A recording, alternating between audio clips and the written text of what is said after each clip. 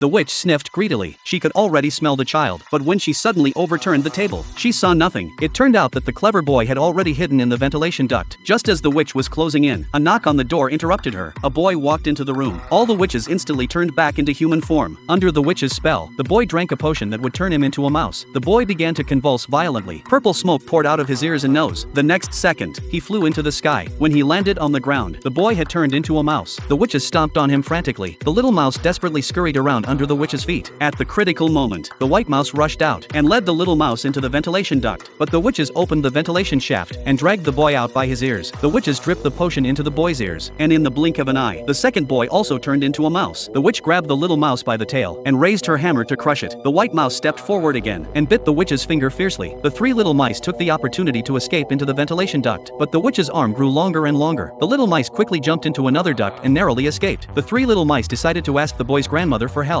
They sneaked into the elevator, stacked on top of each other, and rang the grandmother's doorbell. Unexpectedly, they were discovered by the janitor, who picked up a broom and chased after them relentlessly. Fortunately, the grandmother opened the door in time to save them. The little mice quickly revealed their identities to the grandmother. They decided to stop the witch's plan to turn all the children into mice. The little mice sneaked into the kitchen through the ventilation ducts and poured the potion into the soup with a ladle. The witches drank the poisoned soup without noticing, but the cunning witch leader sensed something was wrong and put down the ladle. Suddenly, one of the witches began to convulse wildly and then screamed as she turned into an ugly mouse, one after another. The other witches also turned into mice. Grandmother took advantage of the chaos to sneak into the witch's room and destroy all their potions, but she didn't expect the witch leader to chase after her. She stretched out her long arms to grab grandmother. Just then, the little mouse, who had been lying in wait, trapped the witch leader's toe with a mousetrap. She screamed in pain. The little mice took the opportunity to pour the potion into the witch leader's mouth. The witch leader's body trembled uncontrollably, and she finally turned into an incredibly ugly big rat. The three little mice fled in terror. Grandmother quickly covered the witch leader with a cup and then opened the cat cage.